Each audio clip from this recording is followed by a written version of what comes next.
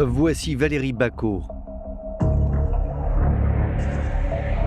En apparence, c'est une mère de famille sans histoire. Mais dans sa région, tout le monde l'appelle la nouvelle Jacqueline Sauvage. Car elle est accusée d'avoir tué son mari, un homme qui pendant des années lui a fait vivre l'enfer.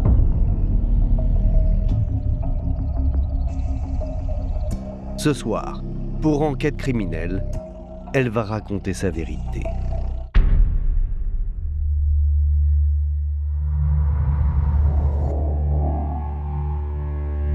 Si vous voyez à sa tête que la journée s'est mal passée, vous savez que ça finira mal. Il vous crie dessus, il vous insulte, il vous menace. Et après, il vous tape avec tout ce qu'il va trouver. Donc on sait qu'il faut être calme, pas parler, rien faire. Être invisible, on va dire. C'est ça une journée. Au fil du temps, vous pensez que c'est votre faute de toute façon. Du coup, vous pensez que vous le méritez. Un huis clos, c'est un espace dans lequel personne d'extérieur ne peut regarder, voir ce qui s'y passe. Comme tous les dictateurs, il a totalement isolé sa proie. C'est au-delà de la peur. C'est-à-dire quand un homme vous met un pistolet sur la tempe, elle a cru mourir 50 fois. On apprend qu'il l'a prostituée. Cette histoire-là, cette histoire abjecte, cette prostitution, ça avait duré 14 ans. En fait, je pense que mon frère est un pervers sexuel. Il me dégoûte. En quelque sorte, il m'a bousillé ma vie. Et moi, j'ai bousillé ma vie en me sauvant. Et en sauvant mes enfants.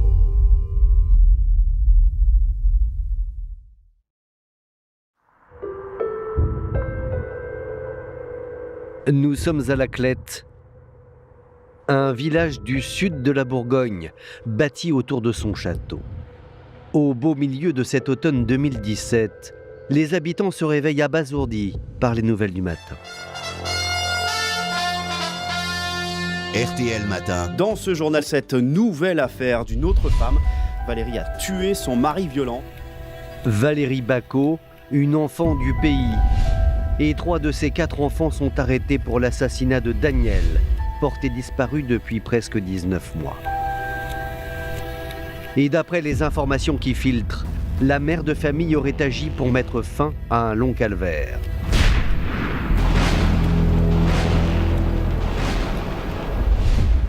Remise en liberté dans l'attente de son procès, Valérie a accepté de revenir sur cette journée du 2 octobre 2017,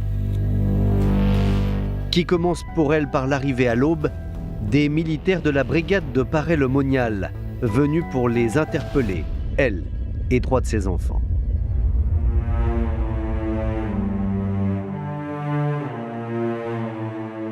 Oui, je me souviens bien.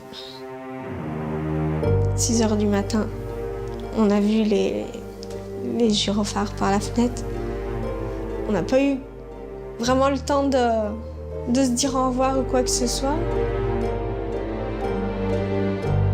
J'ai juste eu le temps, je me souviens de dire au petit dans son oreille « Ça y est, c'est le moment, je vais partir », que je l'aimais. J'ai pas eu le temps de me retourner, qu'ils étaient déjà là. Et j'ai mis énormément de temps à pouvoir les revoir.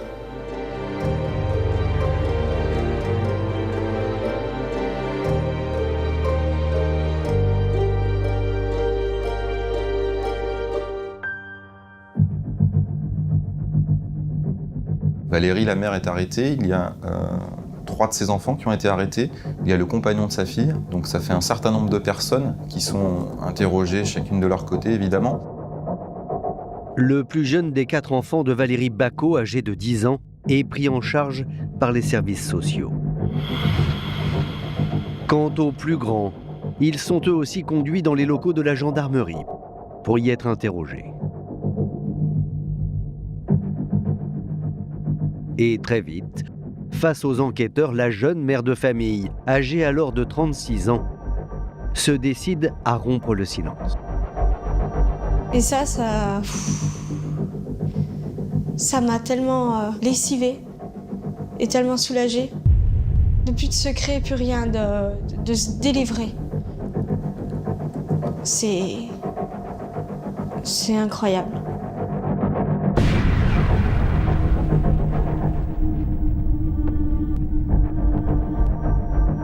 Valérie Bacot va très rapidement reconnaître les faits qui se sont déroulés 19 mois plus tôt, soit le 13 mars 2016.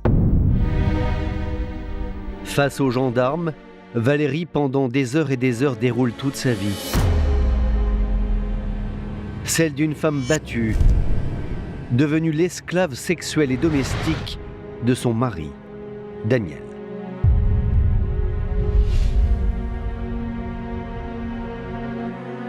J'ai toujours été sous ses ordres, parce que j'ai toujours eu peur de lui.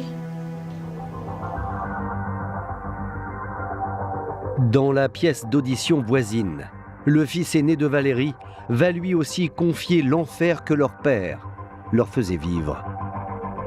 Voici ce qu'il explique. Mon père était très violent avec nous. Il levait la main sur tout le monde. Un jour, il a cassé le nez de ma mère. Ma mère était toujours là pour se mettre entre nous. Il ne m'a jamais embrassé. C'était même plus que l'enfer. Il n'y a pas de mots pour définir cela. Valérie et ses enfants décrivent donc aux gendarmes une vie sous le diktat d'un tyran domestique particulièrement violent.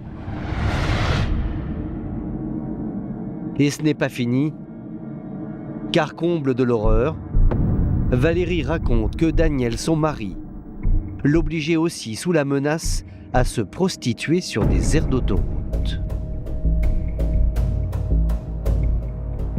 Il faisait tout.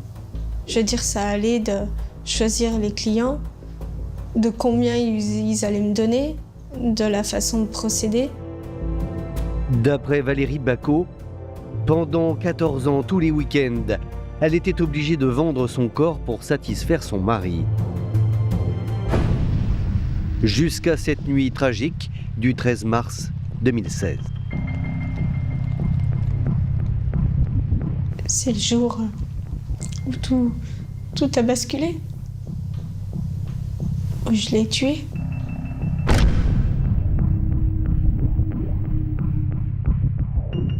C'est pas ce qu'il avait fait ce jour-là plus que les autres, c'est un tout. Cette nuit-là, d'après Valérie, Daniel lui aurait choisi un client particulièrement pervers, particulièrement violent.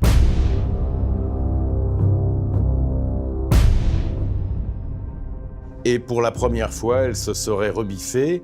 Daniel n'a pas supporté qu'elle se révolte et il est devenu fou.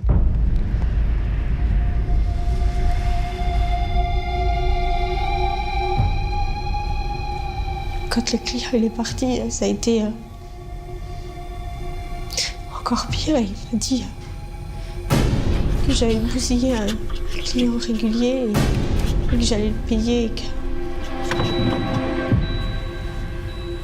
je pleurais de ce qui s'était passé avec le client. Et il était tellement en colère que j'ai cru que c'était la fin. Je pensais qu'une chose, c'est qu'il allait me tuer. C'est la chose que je pensais.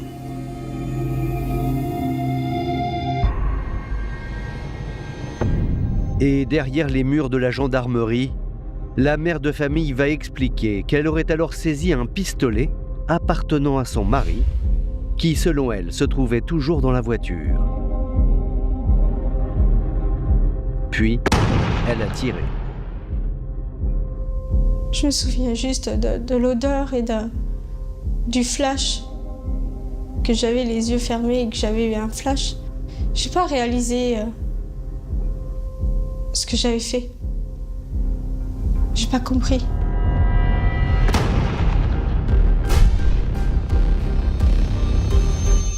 Valérie, elle va beaucoup dire lors de ses auditions, il fallait que ça s'arrête, ça ne pouvait plus continuer comme ça. C'est même comme quelque chose qu'elle est contrainte physiquement d'expulser.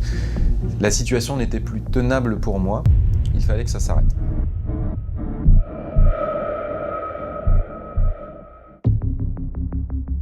À leur tour, les enfants de Valérie vont raconter aux enquêteurs cette nuit tragique du 13 mars 2016, durant laquelle ils ont vu leur mère revenir au milieu de la nuit, totalement bouleversée.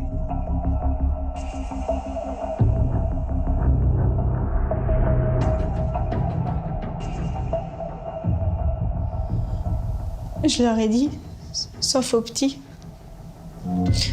Je leur ai dit, puis ils m'ont serré dans leurs bras en me disant « T'inquiète pas, on va t'aider ». À ce moment-là, tous prennent la décision de ne pas aller voir les gendarmes. On savait qu'on avait fait de la merde. On a souvent pleuré en pensant à ça. Mais c'était la seule solution pour qu'on soit pas séparés. Ils comprennent parce qu'ils ont vécu toute notre vie. Mais je comprends que les autres personnes ne peuvent pas comprendre.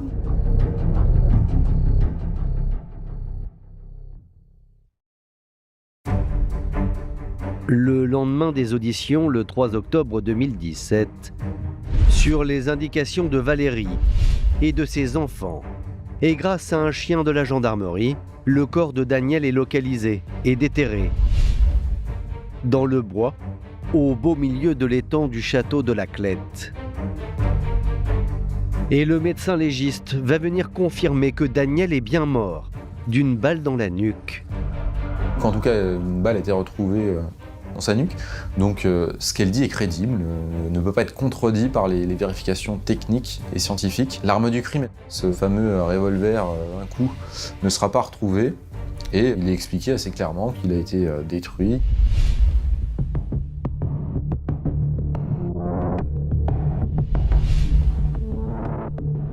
À l'issue de la garde à vue, Valérie Bacot est incarcérée à la prison des femmes de Dijon. Quant à ses 4 enfants, ils sont eux confiés aux services sociaux. L'affaire et les révélations glaçantes sont relayées jour après jour dans les journaux locaux et à la télévision. Pour avoir aidé leur mère à dissimuler le corps de la victime, les 2 enfants ont été mis en examen hier pour recel de cadavre. Quant à l'auteur présumé du meurtre, elle a été présentée ce matin au juge d'instruction de Châlons, puis mise en examen pour assassinat.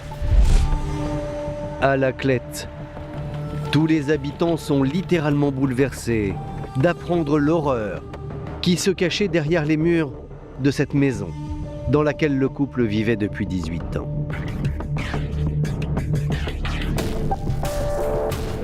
En fait, au moment où cette affaire éclate, les gens découvrent ce qui se passait dans l'intimité de ce foyer avec une dimension vraiment de violence très importante que peut-être peu de gens soupçonnaient.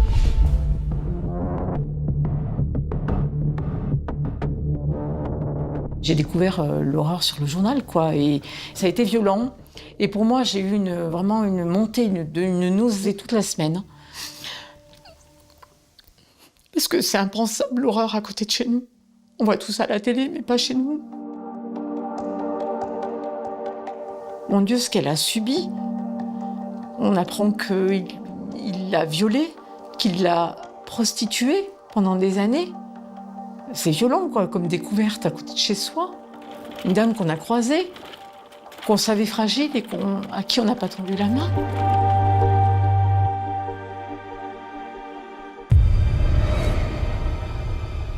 L'onde de choc provoquée par l'histoire tragique de Valérie se propage alors comme un feu de poudre, provoquant un tollé d'indignation auprès de la population locale.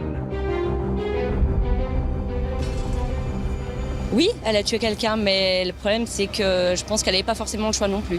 Je pense qu'elle a bien fait, déjà. Moi je suis un peu dure, mais enfin, elle a bien fait de... Oui, mais elle le paye aussi. Valérie Bacot devient le nouveau visage du combat contre la violence faite aux femmes.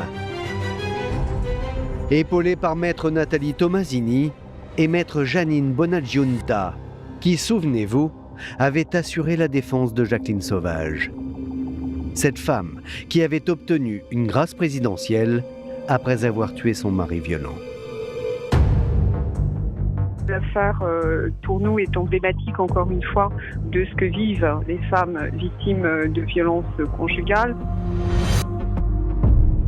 Et aux deux avocates de lever le voile sur une affaire hors norme, celle de l'effroyable destin de Valérie Bacot, jalonnée par de multiples épisodes plus sordides les uns que les autres, qui en 4 décennies ont conduit inexorablement Valérie à devenir une tueuse.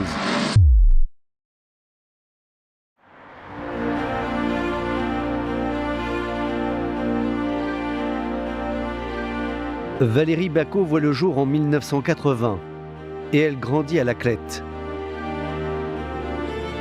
Elle a un frère de 3 ans, son aîné, et un frère cadet.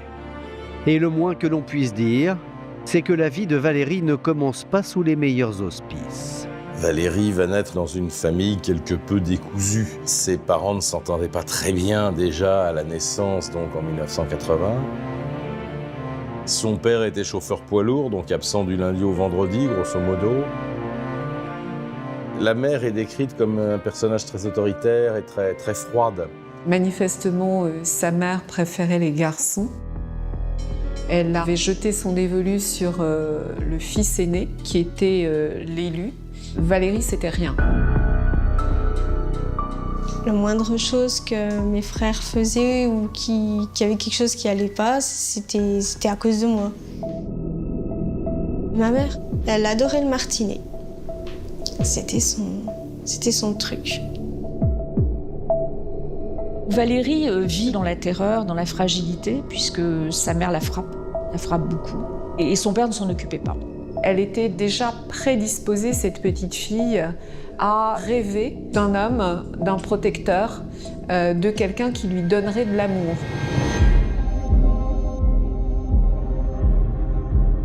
Après plusieurs séparations et réconciliations, ses parents finissent par divorcer définitivement. Et sa mère, la mercière de Laclette, tombe amoureuse d'un homme plus jeune qu'elle. Il est chauffeur routier. Il a 36 ans. Daniel vient d'entrer dans la vie de Valérie. Elle a tout juste 12 ans.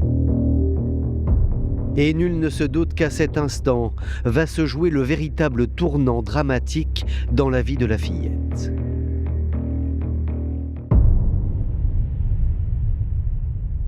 Vous vous souvenez la première fois que vous l'avez vue? J'étais petite quand ils se sont connus, quoi. Et encore quelque chose de bête, hein. J'entendais du bruit, je savais pas ce que c'était. Et du coup, j'ai été voir ma mère. Et je l'ai surpris avec lui sur elle. Je savais même pas trop ce qu'il faisait, du coup j'ai vite refermé. Je suis retournée dans mon lit. Et puis le lendemain matin, elle m'a dit oh, tu vas apprendre à le connaître.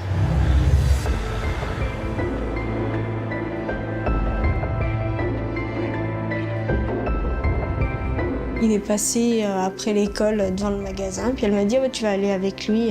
Et voilà, c'est dit. Puis après, au bout de quelques temps, il est venu vivre à la maison.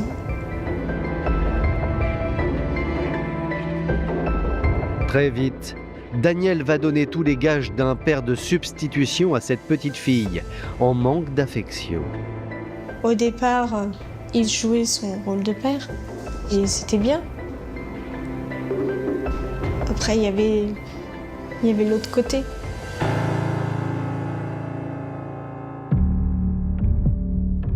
Ça a commencé à faire comprendre qu'il fallait faire des caresses, à être gentil avec lui. Et puis un jour où il m'a violée.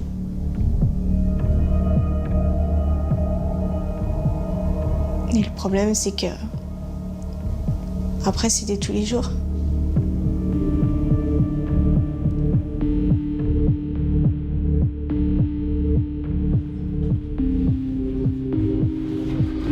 J'avais mon goûter quand je rentrais.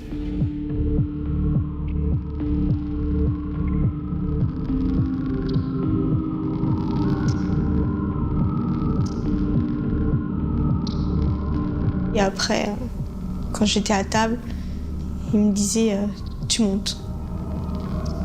Et si je le faisais pas, il me criait dessus et il me forçait. Il était encore plus brutal.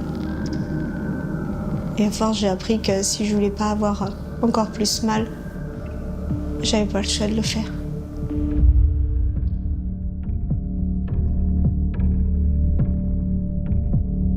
Tous les jours, ça se passe de cette manière, lorsque sa mère est au travail. Le week-end, non. Donc tout est planifié. Le moment, l'heure, l'endroit, il sait très exactement ce qu'il fait. C'est le manipulateur. Vous avez demandé de garder le secret ou pas?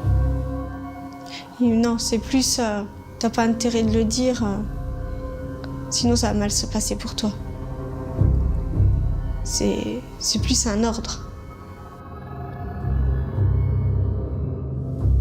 La peur, elle commence là? Oui. Et elle va durer combien de temps, la peur? Elle dure toujours. Elle dure encore. Ça passe pas.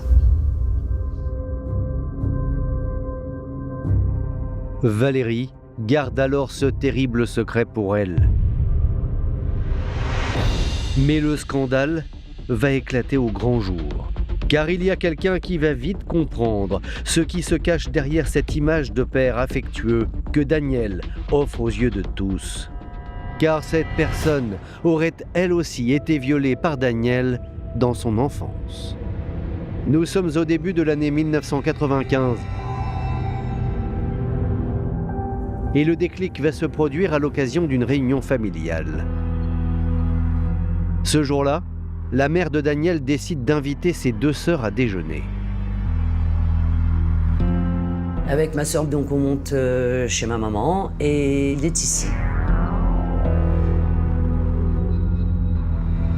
Et cette gamine, en fait, elle est assise sur les genoux de mon frère.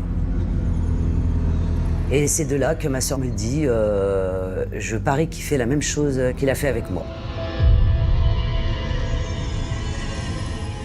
Elle comprend très bien ce qui est en train de se passer parce qu'elle-même a été victime du viol de son propre frère lorsqu'elle avait 12 ans. Tout de suite, elle sait, parce qu'elle l'a vécu, elle, dans sa chair, elle sait ce que Daniel est en train de faire à cette petite fille. Et elle en parle à sa sœur. Lorsqu'elle m'a dit ça, moi, je ne l'ai pas pensé. Mais du coup, je me dis qu'effectivement, elle n'a pas tort. Elle a peut-être pas tort. Et voilà, et c'est de là qu'on a fait les démarches. Les gendarmes prennent les accusations des deux sœurs de Daniel très au sérieux. Valérie, 12 ans à l'époque, est interrogée. La petite fille est tétanisée. Cet enfant est violé à l'âge de 12 ans pour la première fois et ça ne s'arrêtera jamais.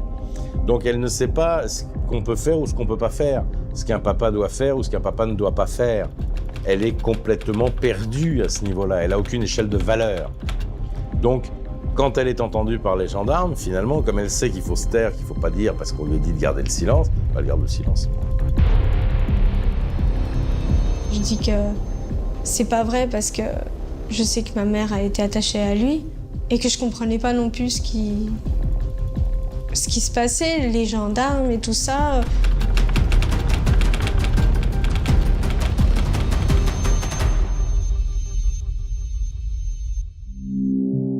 Mais après plusieurs heures, du bout des lèvres, Valérie se confie, sans dire toute la vérité.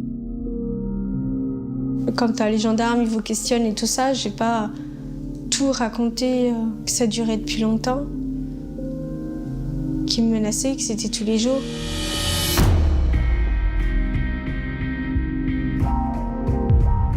J'ai fait pour que ma mère, qu'elle soit pas triste. Alors la mère, elle est complètement dans le déni, elle est dans le dédain, dans la non-considération de sa fille, dans la non-considération de ses parents. Je me souviens très bien, oui. Elle était très en colère qu'on ait porté plainte. Il nous a dit qu'on n'avait pas à faire ça, que c'était n'importe quoi, c'était juste horrible. Ça a été prouvé et cette mère dit non, il n'a pas violé ma fille. Voilà. Daniel, le beau-père de Valérie, semble presque étonné d'être placé en garde à vue. Voici un extrait de son audition. Elle était tout le temps derrière moi et des bises. C'était peut-être 10 ou 100 fois par jour. J'ai donc fini par lui demander si elle voulait coucher avec moi. Visiblement, Daniel ne mesure pas la portée de son crime. Et ce n'est pas le seul. La justice non plus.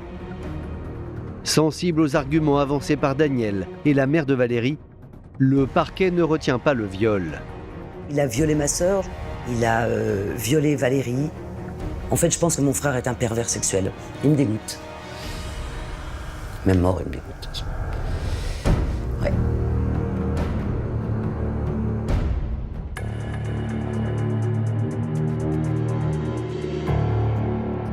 Le 10 avril 1996, Daniel est condamné à 4 ans de prison pour agression sexuelle.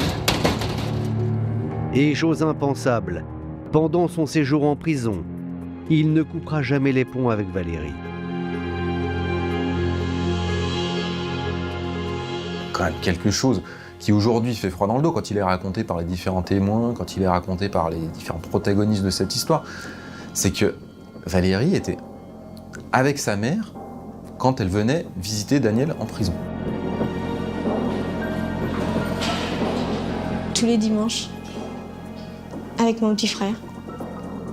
Valérie devait aller voir cet homme au parloir avec son petit frère, jusqu'au jour où son père, le père de Valérie, a interdit qu'elle aille le visiter au parloir, alors elle restait dans la salle d'attente. Mais elle allait quand même en maison d'arrêt voir cet homme.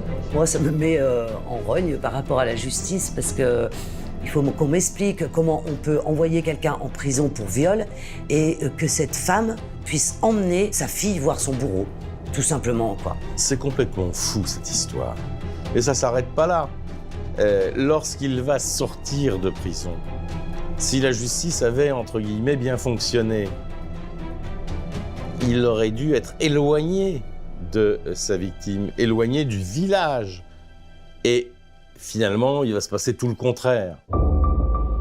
Incroyable. À sa sortie de prison, après 33 mois passés derrière les barreaux, Daniel repart vivre chez la mercière de la Clette. Sans que rien, ni personne, pas même la justice, ne l'en empêche. Valérie est encore mineure. Elle a alors 17 ans. Il retourne chez la maman de Valérie, qui l'accepte. Elle ouvre la porte quand même à l'homme qui a violé sa fille pendant 3 ans, c'est pas tout à fait rien. C'est insensé, c'est insensé. Et de là que Valérie, comme il recommence, elle tombe enceinte. Il la viole à nouveau, elle tombe enceinte, et sa mère le vit comme une trahison. Tu n'es qu'une Marie, couche-toi là, une garce. C'est à cause de toi tout ce qui arrive, et elle la met dehors. Daniel va alors décider de mettre fin à son histoire avec la mercière pour aller vivre, chose incroyable, avec sa fille de 25 ans, sa cadette. S'il m'avait pas dit on va vivre dans une maison tous les deux, j'aurais été à la rue avec enceinte. J'avais personne. C'est des choses que j'ai entendu dire. Voilà, pourquoi elle est partie avec, mais c'est ça que les gens ils comprennent pas. Il y avait que lui qui était là et tout le monde m'avait tourné le dos, quoi, comme si c'était moi l'horrible chose.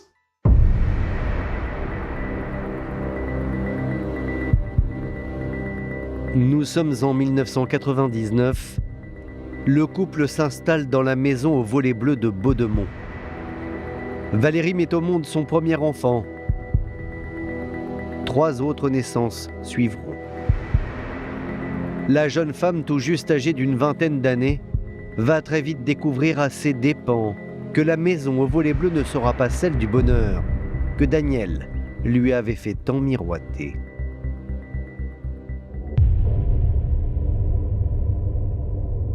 Les enfants, ils s'en fichaient. C'est juste qu'il fallait pas qu'ils pleurent.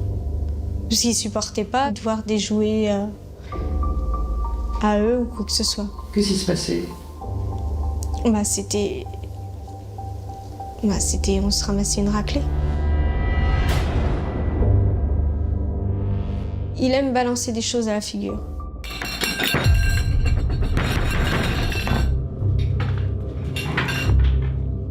Mais il tape sur tout le reste du corps. Et vous vous retrouvez couché par terre et il vous tape avec les poings, avec les pieds, jusqu'à ce qu'il se calme. Je me souviens des moments où il m'étranglait dans la cuisine. Je me souviens que je me voyais partir. Il y a même un jour où je me suis évanouie. Et quand je me suis réveillée, j'étais dans la chambre. Et je ne sais pas réellement ce qui s'est passé ce soir-là.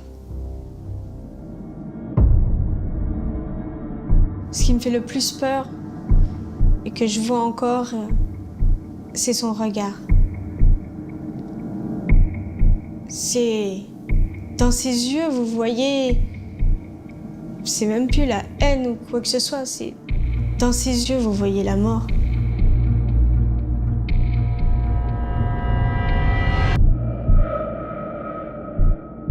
Et Daniel ne se contente pas de faire vivre la terreur à l'intérieur de la maison. Il isole sa compagne et la contrôle totalement. Il suivait Valérie partout, personne ne pouvait lui parler. Personne ne pouvait accéder à Valérie. Elle était sous contrôle permanent. Il va la contrôler, il va contrôler ses appels, il va la chronométrer quand elle va à tel endroit pour aller chercher les enfants à l'école, etc.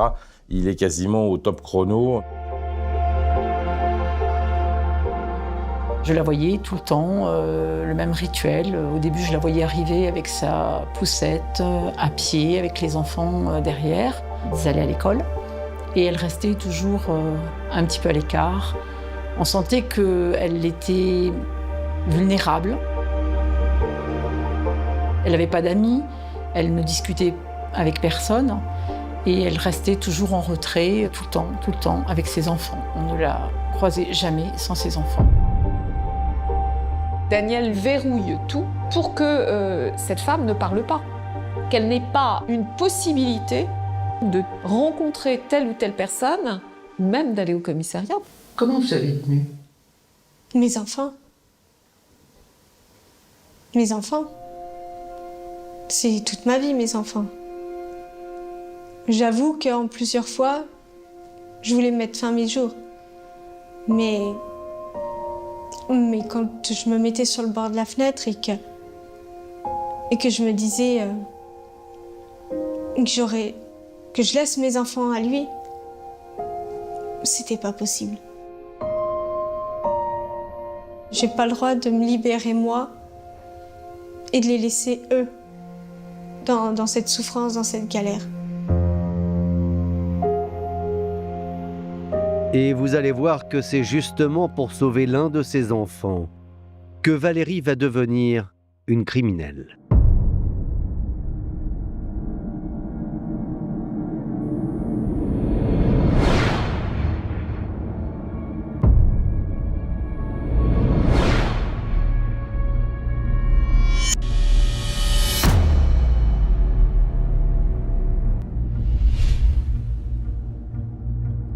Avec la mort de Daniel, les langues se délient, ou presque. Parce que les gens du village ont encore peur. Comme cette voisine du couple qui témoigne anonymement. Je peux te dire, maintenant il est mort de toute façon. C'était un affreux. Moi j'en avais peur. Je la voyais malheureuse, mais elle disait rien de toute façon. La pauvre fille, elle devait se taire et puis c'est tout. C'était une martyre, je pense. Et il y a bien quelque chose sur lequel tout le monde ici s'accorde. c'est l'extrême dangerosité qui caractérisait Daniel, qui d'après sa sœur Mireille remonte à l'enfance. Lorsqu'il rentrait à la maison, plus personne ne bougeait. C'était la terreur arrive et il cherchait mon père. Mon père, il mangeait tranquillement sa soupe et il le poussait avec son pied, il le faisait tomber de sa chaise. Et après, il cognait dessus. Pourquoi je pense qu'il n'avait pas de raison, en fait.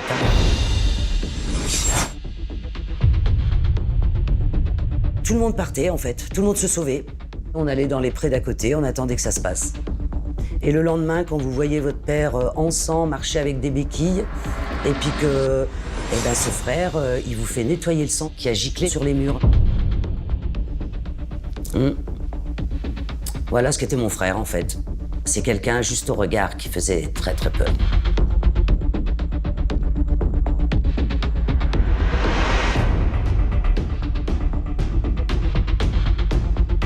Tout le monde en avait peur. Je pense qu'il faisait même peur aux autorités locales. Daniel, c'est le genre de type qui est capable d'arriver avec une chaîne de tronçonneuse ou avec un fusil dans un café et de menacer tout le monde de les taguer. Il n'a jamais été vraiment puni, en tout cas de ce que je sais, même s'il a fait un court passage en prison après une rixe dans un bal, comme il y a pu en avoir beaucoup. Il n'a jamais été vraiment puni, alors que tout le monde s'accorde à dire qu'il était violent avec tout le monde, qu'il faisait peur à tout le monde continuellement.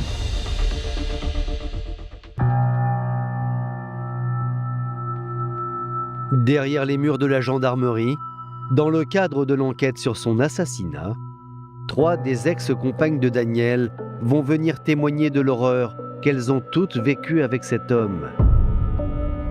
Il a voulu me tuer avec un couteau. Il m'a frappé avec des poings américains. Il me mettait un revolver sur la tempe. Il m'a étranglée. Elles ont toujours eu peur de Daniel, même lorsqu'elles ne le voyaient pas, qu'elles n'en entendaient presque plus parler, elles ont toujours eu peur de lui. Il a toujours été présent dans leurs cauchemars. Il tord les cerveaux, il broie les cerveaux, cet homme. Il ne fait pas que d'abîmer les corps, il abîme aussi les âmes. Le plus incroyable peut-être, c'est que toutes ces femmes habitaient à quelques mètres seulement de la Clette. Et qu'aucune d'elles, ni un membre de leur famille, n'a jamais porté plainte, de peur des représailles. Finalement, c'est un peu tout le résumé de cette histoire, c'est le silence, la peur et le silence, l'espèce d'omerta par rapport au comportement de cet homme et à ce qui se passait chez lui.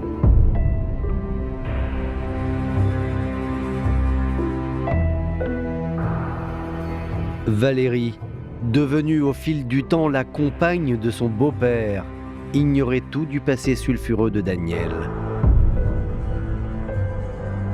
Et c'est derrière les murs de la prison, lors de son incarcération pour le meurtre de son mari, qu'elle va découvrir la terrible vérité. Je savais rien de tout ça. J'ai appris les viols, les menaces.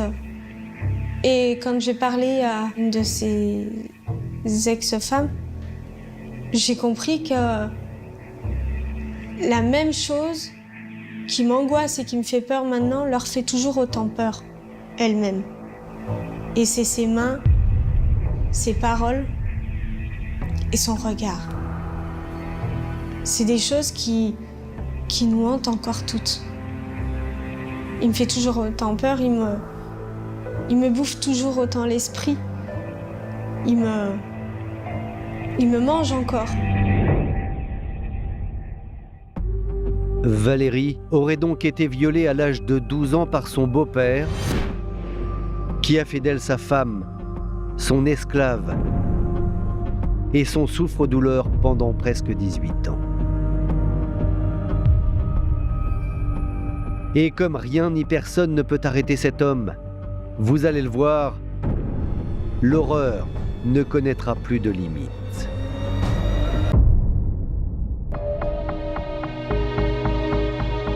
Juste avant la naissance du 4e enfant de Valérie, l'ambiance derrière les murs de la maison de Baudemont sombre un peu plus dans les limites de l'enfer. car l'argent vient à manquer. Et le problème, c'est que Daniel a un autre démon. Il a un vice en plus de ses vices, c'est un alcoolique. Il lui faut une bouteille de Ricard par jour, il lui faut des bières, il lui faut du vin, il boit énormément et évidemment tout ça coûte cher. Le week-end, c'était 1 litre de pastis, 2 bouteilles de vin par jour, des packs de bière. Enfin, c'était très coûteux en fait.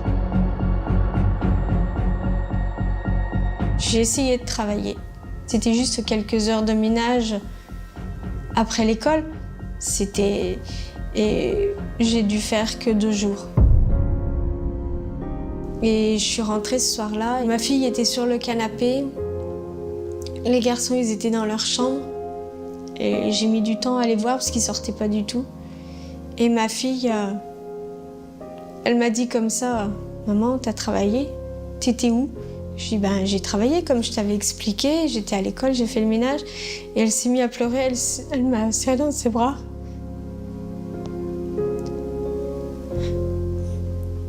Et elle m'a dit, je t'en supplie, retourne-y pas. Et je lui ai demandé pourquoi. Elle m'a dit, parce que si tu y retournes, il va nous tuer.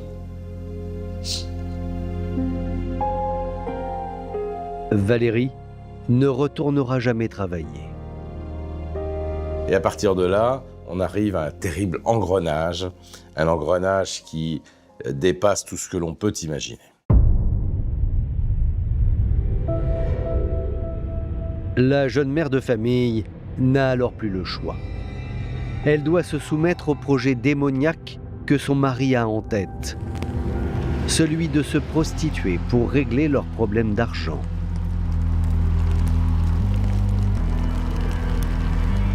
Par moments, il me faisait attendre sur le bord de la route et il fallait que je donne des étiquettes où il y avait le numéro de téléphone. C'est lui qui mettait des annonces avec des pseudonymes et c'est lui qui gérait les rendez-vous. Elle se prostitue dans le monospace familial.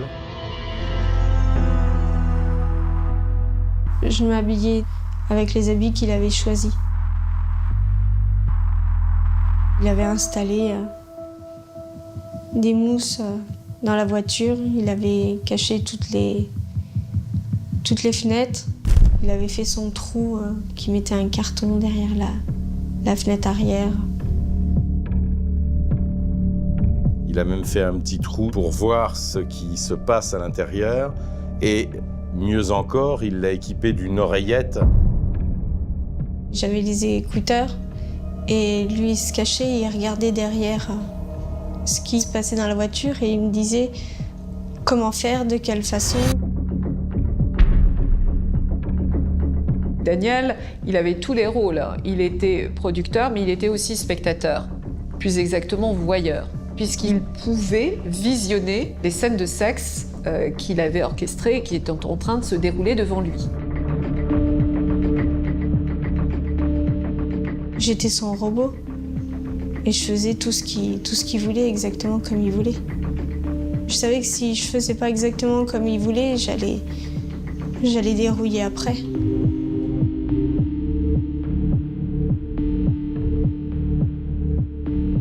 Donc, je fais en fonction de tout ce qu'il faut pour que lui soit satisfait et qu'il m'arrive rien après.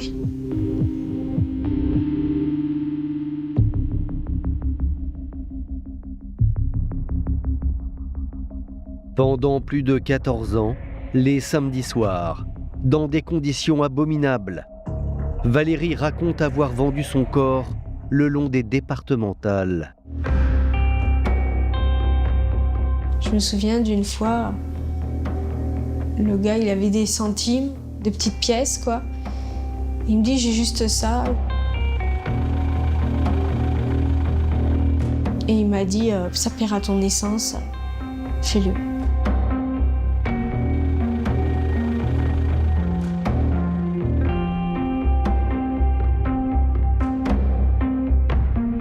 L'emprise de Daniel sur sa femme et ses enfants est telle que jamais rien ne filtrera.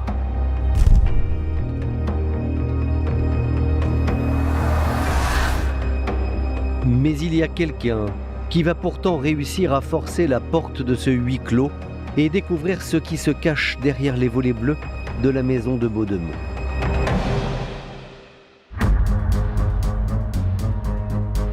Et cela, quelques mois seulement avant le drame qui va coûter la vie à Daniel. Il y a ce huis clos familial épouvantable où on sait ce qui s'y passe. Et un huis clos, par définition, c'est un endroit où personne ne rentre. Et là, le petit copain de la fille va rentrer. Il découvre comment ça fonctionne, petit à petit. C'est le premier témoin qui rentre chez eux. Et le premier témoin qui leur dit c'est insupportable, c'est inadmissible, c'est invivable. Ça dépasse l'entendement ce qui se passe. On était dans notre bulle et du coup, on apprenait peut-être plus à comprendre ce qui était la vraie vie, que nous, on croyait que c'était notre vie, la vraie vie.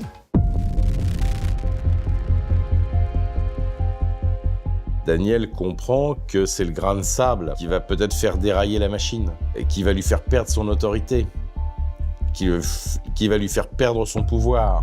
Oui, il perdait son pouvoir. Au fil des jours, la relation entre le petit copain et Daniel devient de plus en plus explosive. Daniel devient de plus en plus odieux, de plus en plus terrorisant, et pour tout le monde, il n'y a pas que pour elle, c'est-à-dire que ça prend des proportions incroyables.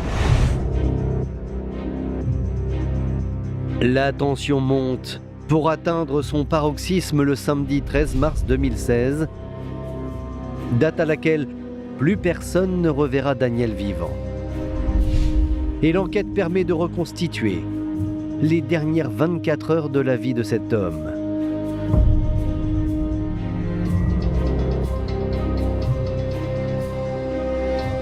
La veille du drame, il va faire subir un véritable interrogatoire à sa fille, qui n'a que 15 ans, un interrogatoire extrêmement intime sur sa vie sexuelle. Et Valérie prend peur à ce moment-là. Elle se dit, mais qu'est-ce qui va se passer? Est-ce que ma fille va être prostituée? Est-ce que ma fille va être abusée? Sa fille, elle a 15 ans. Elle explique tout ça aux enquêteurs, Valérie. Elle dit que c'est survenu quelques heures avant le crime. Donc forcément, c'est identifié comme un élément déclencheur. Valérie a-t-elle pris la décision d'en finir? A-t-elle prémédité la mort de Daniel? Pour la justice, un événement tente à faire croire en cette hypothèse. Elle donne des comprimés, elle met des comprimés dans son café, qu'elle écrase. Ça veut dire qu'elle avait déjà à ce moment-là décidé de le tuer et que pour l'exécuter, il convenait de l'endormir avant. Elle ne pensait pas forcément à le tuer, elle pensait simplement qu'il fallait qu'il se taise. Valérie voulait la paix, elle voulait qu'il s'endorme, elle n'en pouvait plus. Elle voulait qu'il leur fiche la paix. En tout cas, cette tentative de lui donner du somnifère va échouer. Daniel n'est pas idiot, il a bien senti que le vent tournait. L'histoire du café, il se méfie. Il trouve qu'il a mauvais goût, il l'oblige à boire le café. Depuis le début, on est dans un drôle de climat, mais là, ça s'aggrave encore d'heure en heure. Et à Daniel d'abattre sa dernière carte pour reprendre le pouvoir. Daniel l'informe qu'elle va devoir passer à la casserole avec un de leurs clients habituels qui est un type extrêmement violent. Il me dit Voilà. Il me dit c'est celui-là. Et du coup j'ai peur. Le client, c'est un gros pervers, c'est un type extrêmement violent, dont l'hygiène laisse à désirer, et il sait très bien qu'elle ne le supporte pas. Et on a un peu l'impression qu'il le choisit exprès pour la punir. Mais elle n'a pas son mot à dire. Il faut qu'elle y aille. Elle doit prendre sa tenue, que Daniel choisit. Et comme il s'agit de ce client dangereux, et ça Daniel le sait, il le sait très bien, ils prennent une arme. Ce revolver appartenait à Daniel, donc il le prenait parce qu'effectivement il y avait 2 ou 3 clients qui étaient difficiles et il disait qu'il allait se protéger avec une arme. Il y avait ou le pistolet ou une grosse barre. Enfin, il y avait toujours quelque chose pour certains clients, mais surtout lui. Ce samedi 13 mars, aux alentours de 19h, Daniel et Valérie quittent donc le domicile familial à bord du monospace. Le rendez-vous doit avoir lieu dans un sous-bois au bord d'une départementale.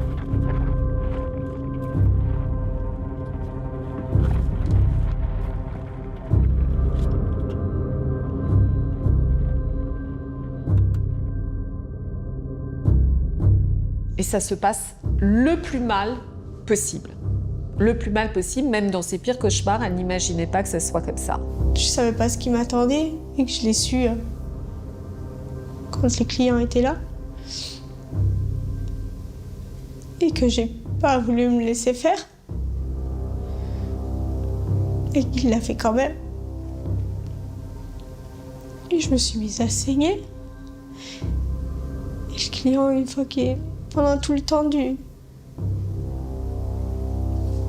ça, lui, il arrêtait pas de gueuler.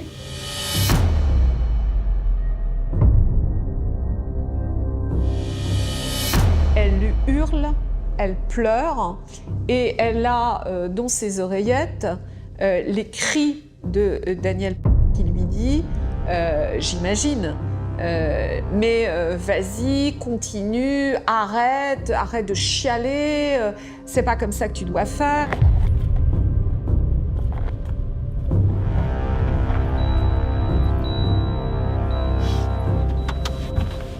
Quand je repense à ce moment-là, je me souviens de ce qu'il me disait, de ce que le client m'avait fait. Et je me souviens de toutes ces paroles. Ce que ma fille m'avait dit. Elle revoit sa fille, elle s'imagine sa fille dans la même situation qu'elle. Tout s'est mélangé tout en même temps. Et c'était ça, de tout stopper, quoi.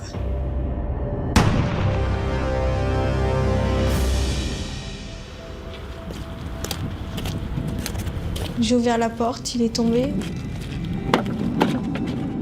Et moi, j'avais qu'une peur, panique. C'est ce qu'il allait me faire. Parce que je n'ai pas compris ce que j'avais fait. Du coup,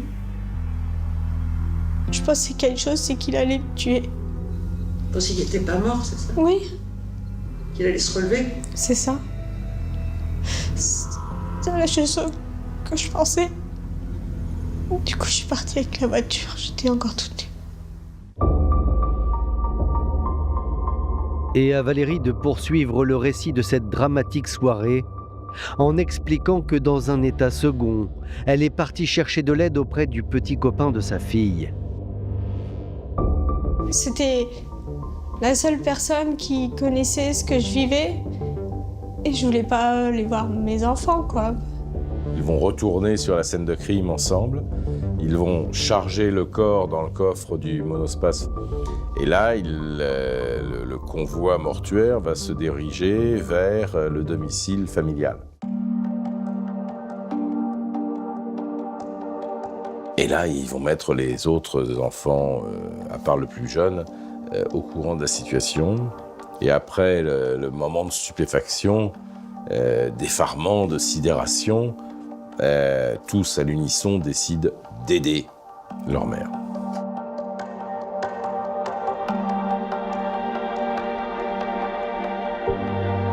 Les enfants lui diront « on ne t'en veut pas ». On ne t'en veut pas parce qu'ils savent l'horreur qu'ils vivaient tous.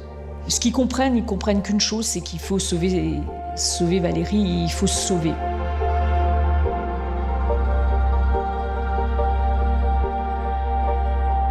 Ensemble, ils prennent la route vers le château de Laclette. Et dans la nuit noire de ce mois de mars, ils creusent dans la terre gelée pour y déposer la dépouille de Daniel. Ça va suffire pour que ce corps ne soit jamais découvert avant que ce petit monde ne soit arrêté et ne révèle l'endroit où il est caché. Daniel ne manquera à personne, on ne le cherchera jamais. Et si la mère du petit copain de la fille n'avait pas parlé, n'avait pas dénoncé le crime, je pense qu'aujourd'hui, on ne serait même pas en train d'en parler. Mise en examen pour l'assassinat de son mari, Valérie Bacot encourt donc la prison à perpétuité. Mais elle entretient l'espoir que les jurés lui accordent des circonstances atténuantes. Je suis coupable, oui. Ça, c'est sûr. Mais je le sais, et ça, je l'assume. J'espère juste que, au moment de mon procès, que ce soit le sien aussi. Si j'ai une énorme peine, pour moi, ce serait que la justice lui donne encore raison. Enfin, et que lui gagne.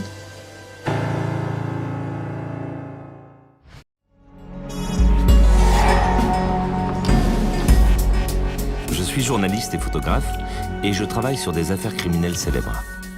J'ai décidé de m'intéresser à celle de la fin du siècle dernier. La tuerie du bar du téléphone, comme la fin tragique du juge Michel, reste dans tous les esprits. Ces faits divers sont gravés dans la mémoire collective, beaucoup plus que d'autres. Et je me pose cette simple question, pourquoi ? Peut-être parce que ces crimes ont été le révélateur d'un changement profond dans notre société. Je suis persuadé que les lieux qui ont vu se dérouler ces drames peuvent encore apporter des réponses à ma question. Même des années plus tard. Il suffit de retourner les explorer. C'est ce que j'ai fait. Colt 1911, en calibre 45 auto, ou synonyme 1143. Une arme mythique et qu'on a pu voir dans le milieu marseillais beaucoup dans les années 80-90. J'ai parcouru Marseille du centre-ville au quartier périphérique. Cette ville n'a jamais eu très bonne réputation. Elle a toujours entretenu des relations troubles avec le milieu du grand banditisme. Au fil des années, quelques faits divers tragiques sont venus conforter cette sinistre renommée, dont un particulièrement sanglant. Ils venaient de boire leur apéritif, certains avaient joué à la belote. Lorsque ces 9 hommes ont vu surgir les tueurs, qui étaient 2 ou 3, qui avaient le visage masqué par des cagoules et qui avaient surtout à la main des armes de fort calibre, des 9 mm, du 11-43, du 12 mm, ils avaient compris que la mort les attendait.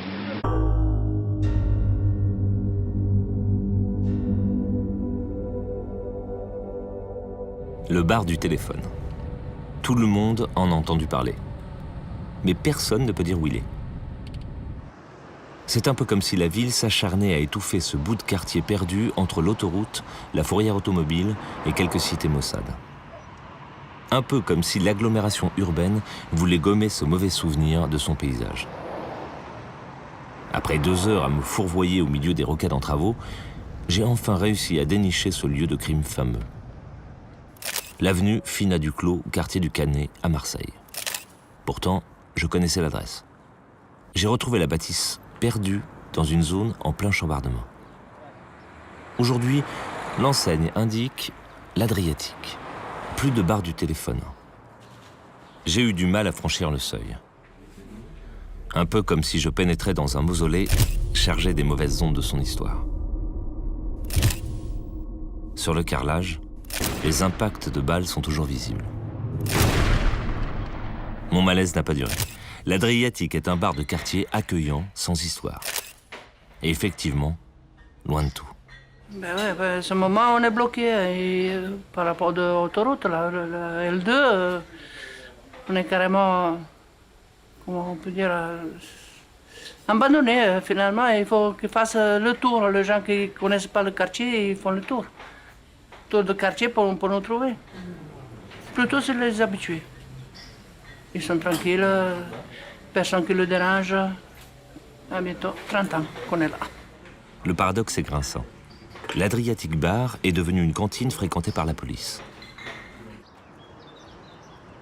J'y ai retrouvé Jean-Louis Pietri, un flic qui était sur le terrain à l'époque. Dès le départ, cette histoire est totalement hors norme. Quand la nouvelle tombe, personne n'y croit. Ce soir d'octobre 78, donc on est... il joue au tarot, l'équipe de permanence de la PJ. Le téléphone sonne, c'est l'état-major de la PJ qui dit « Allez, bougez-vous, il y a 10 morts au Canet, il faut que vous alliez sur place. » Et le gars qui prend la communication n'y croit pas. Tuerie au bar du téléphone. Tuerie, rapplique-toi, rapplique-toi. Et dans la précipitation, il raccroche sans me donner l'adresse. 30 secondes après, le téléphone ressonne et le gars de l'état-major lui dit « Non, Robert, vas-y, il faut y aller, je plaisante pas. » Je cherche dans l'annuaire bar du téléphone, il y en a des pages entières. Des pages entières.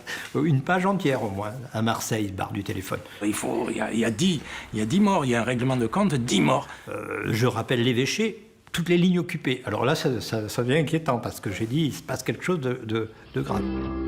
Un petit bar avec ses habitués au Canet, un quartier populeux de Marseille. Ici, hier soir, peu après 20h, 3 tueurs masqués ont méthodiquement abattu toutes les personnes présentes. Un seul survivant, véritable miraculé, mais il est dans un état extrêmement grave. Et là, on arrive ici, dans ce bistrot, et c'est la pétaudière, quoi. Les constatations sont menées d'une manière absolument délirante. Il y a du monde partout, ça patauge au lieu de sécuriser le lieu du crime, des crimes. On va se bousculer dans le bar, on va piétiner les indices, même piétiner les cadavres dans certains cas. Il y a la brigade canine, je me rappelle, qui arrive, et les chiens, il faut les retenir parce qu'ils veulent aller... Ils jouent avec les douilles de cartouches qu'on retrouve. Enfin, c'est un massacre épouvantable. Un autre massacre, ça, le massacre des indices. Il y a donc 9 morts, dont le patron du bar. Ce serait, selon la police, l'œuvre de petits tueurs fous qui n'ont rien à voir avec les gangs d'autrefois. Ils ont montré en tout cas une rare détermination dans la sauvagerie. Après un premier tir déjà très précis et meurtrier, ils ont ensuite, d'une balle dans la nuque, achevé leur victime. C'est, de toute l'histoire mondiale du banditisme, le règlement de compte le plus sanglant. Tout ce que Marseille comptait de policiers va converger sur ce bar. Je vais compter à un moment donné dans le bistrot 17 commissaires. Ce qu'on a pu voir, c'est les policiers. Bon, c'était pas la police scientifique à l'époque. Hein. On a vu des mares de sang. On était quand même tenus assez loin, mais on arrivait à voir. Il faisait nuit, hein.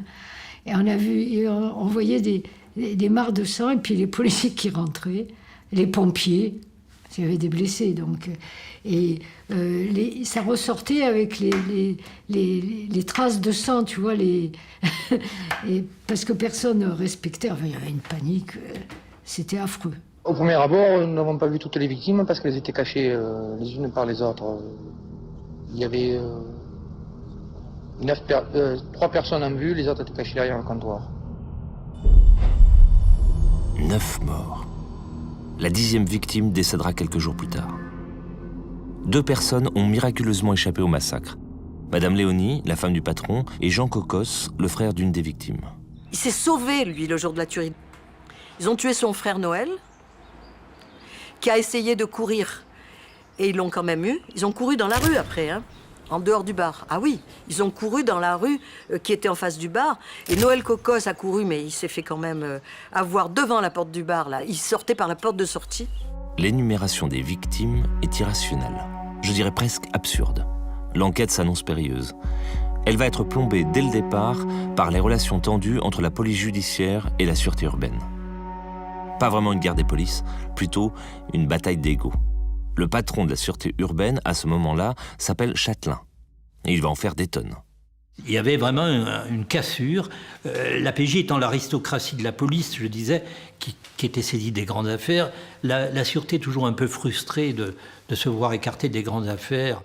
Alors nous sommes en liaison maintenant avec les studios de FR3 Marseille, où doit se trouver le commissaire Châtelain, qui est le chef de la sûreté marseillaise. Alors, est-ce que c'est explicable tout de suite déjà? Non, je ne pense pas qu'on puisse expliquer d'ores et déjà, en quelque sorte, les raisons de cette tuerie, car il faut bien appeler une tuerie, qui s'est déroulée hier soir au bar du téléphone, avenue Finat Duclos, dans le 14e arrondissement. Le commissaire Châtelain, à l'époque, qui dirige la sûreté urbaine, qui aimait briller devant les médias et tout, met la pression sur le procureur. J'entends dire, on connaît tout ce milieu-là, on la sort très vite, cette affaire. Est-ce que vous avez bon espoir? J'ai toujours de l'espoir, monsieur. La sûreté a cette trouvaille géniale en disant le milieu est obligé de savoir quelque chose parce qu'ils n'ont rien. Ils trouvent des tas de gens, mais ils n'ont pas d'indices. Ils ont des indices, mais ils ont des profils de gens qui rien ne justifie une tuerie pareille. Donc on patine dans la choucroute et la sûreté va donc commencer à mettre la pression sur le milieu. Et le milieu, à mon avis, c'est la première erreur qu'ils font. Ils vont cibler le quartier de l'Opéra, le milieu de l'Opéra. 500 policiers ont effectué la nuit dernière une rafle importante dans 154 établissements publics, des cafés et un grand nombre de quartiers de Marseille. 3100 personnes ont été contrôlées, dont 78 l'ont été plus minutieusement. 1499 véhicules fouillés. Mais cette rafle n'a rien donné. La riposte policière est à l'image de la tuerie, disproportionnée. Coup de pied dans la fourmilière, dit-on. La pègre ne vit plus. Contrôle d'identité, rafle. On espère ainsi que le milieu lâchera les tueurs du bar du téléphone. On est dans un contexte où il y a tous les ingrédients du polar, du mauvais polar. Je veux dire, c'est un peu la guéguerre des services. C'est la justice qui traîne des pieds pour suivre les enquêteurs. On nous intoxique avec de faux tuyaux, des fausses infos. Le 28 septembre dernier, la brigade de la fausse monnaie interceptait dans une 504 près de la gare Saint-Charles une valise contenant 1 million de francs de faux corneilles. Parmi les 6 personnes interpellées, 2 repris de justice notoire. Détail qui a son poids, la valise aurait transité par le bar du téléphone une dizaine de jours avant le massacre de la Saint-Gérard. Tu parles des faux billets. Oui, c'est sûr qu'il y a eu. On a prouvé qu'il y avait eu une valise qui avait transité par le bar du téléphone. Le problème, il n'y en a qu'un de problème, c'est que c'est pas celui-là de bar de téléphone. À l'époque, il y a 17 bars du téléphone à Marseille. Et c'est dans un autre bar que ça. Et là, on va nous intoxiquer avec ça. Et ça fait perdre du temps. On est obligé de remonter pour retrouver ce fameux bar du téléphone. Bon, il faut... Et pendant ce temps, tu cours pas après les assassins, quoi. Voilà, bon. Donc, pendant des semaines, la police est noyée. Finalement, on a dessaisi la sûreté, on a saisi la PJ, qui n'a pas progressé, mais c'était trop tard, bien plus, qui a effectivement établi des pistes, peut-être de proxénétisme. Et on aura beaucoup de mal à remonter ces carences initiales de l'enquête, parce qu'à l'époque, il n'y a pas les techniques scientifiques d'aujourd'hui en matière de constatation. Des douilles de 3 calibres différents ont été retrouvées au milieu du charnier. Du 11,43, du 9 mm, du 12. Les tireurs ont été d'une précision rare. Pas un verre brisé, pas une balle perdue.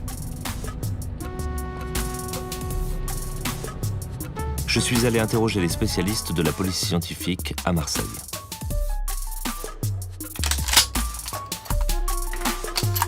J'avais besoin de l'éclairage des experts en balistique sur les méthodes en usage à l'époque. En 1978, la scène de crime, très spécifique du bar du téléphone, a donné lieu à de nombreuses investigations. Peut-être restait-il aujourd'hui quelques traces encore exploitables dans leurs archives.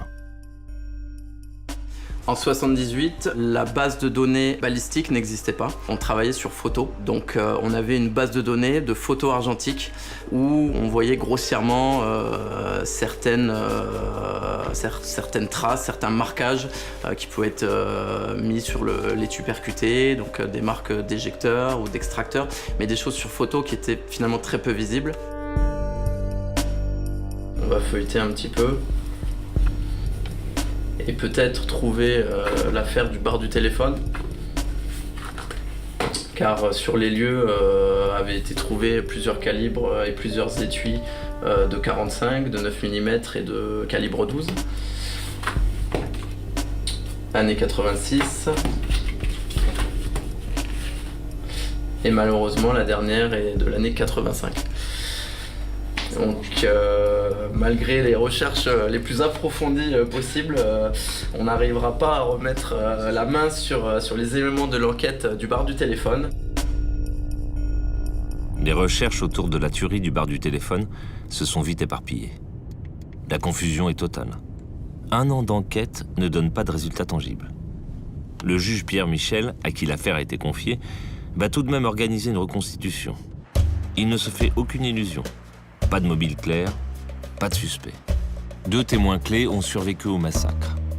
Nicole Léonie, la femme du patron du bar, lui-même une des victimes. Madame, on a dit que vous avez reconnu une certaine personne. Est-ce exact? Non, on ne l'a pas reconnue du tout. Elle a été reconnue uniquement par la presse. Alors c'est là qu'il faut intervenir quand même.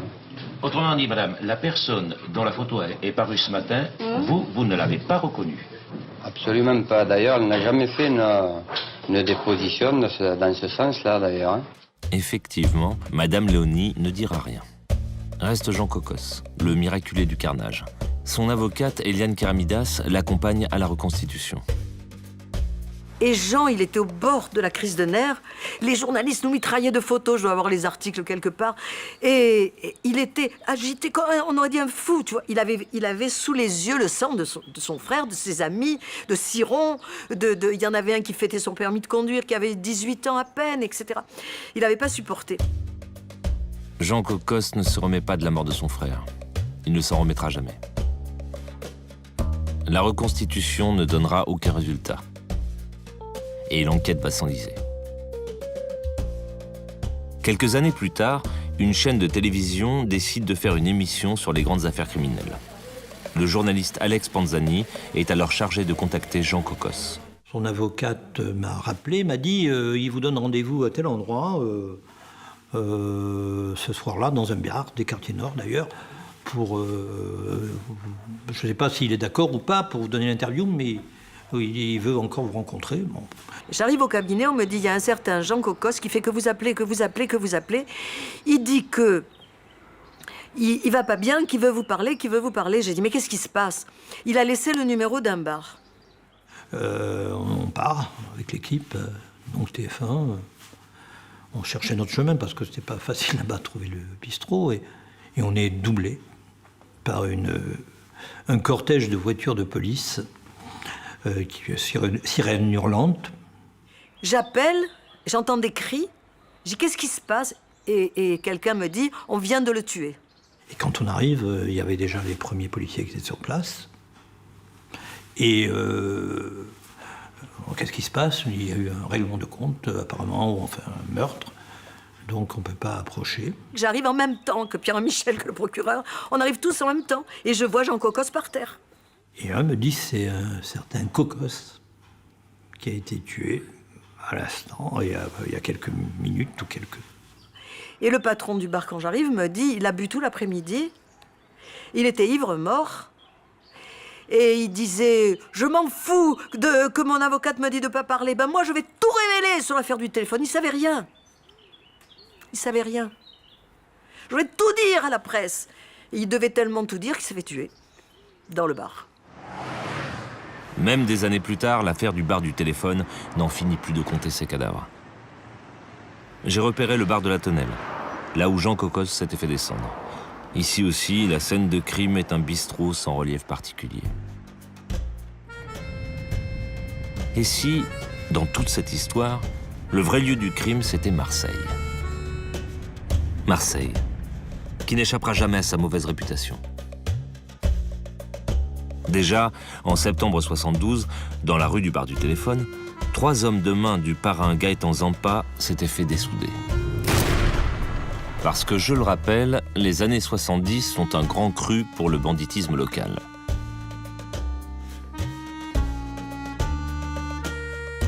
Le milieu est omniprésent. Les trafics de la French Connection sont florissants. Les bandes s'entretuent pour des miettes de pouvoir.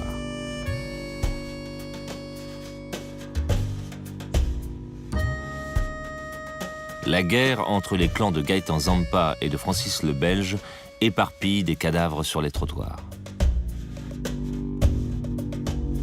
Et la police surnage dans ce capharnaüm nauséabond. Pierre Michel me disait, on cherche. Bon. Mais du côté de la police, ils ne voulaient pas trouver. Voilà. Je m'arrêterai à cette phrase. Voilà. Ils ne voulaient pas trouver. Ils cherchaient sans chercher, quoi. Hein. Voilà. Et on n'a rien trouvé. Devant les incertitudes du monde judiciaire, j'ai décidé de m'adresser directement à des témoins du milieu marseillais. Eux devraient peut-être savoir.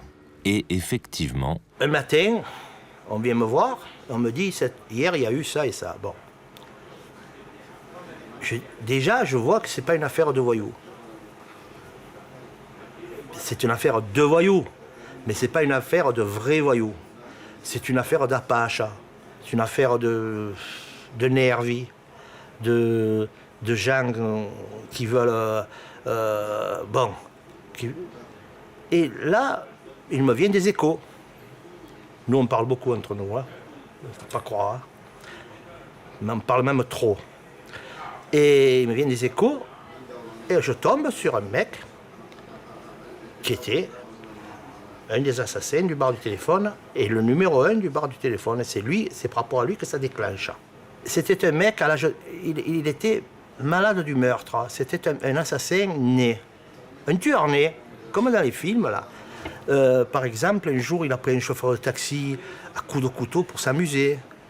Le matin, quand il passait la nuit avec 0 francs, ses parents l'avaient mis dehors et tout, bon, il dormait dans les couloirs et tout, il se levait, il appelait un Algérien sur le Cobelzès, il disait « Mohamed, tu n'as pas l'heure, s'il te plaît ?» Alors l'autre, il lui disait « C'est telle heure, à coups de couteau. » Et ce mec, il était devenu indicateur de police. En même temps qu'il était assassin, il était indique. Mais nous, dans le milieu, on sait comment ça s'est passé. Une affaire de faux billets qui a mal tourné, les mecs, ils n'ont pas payé.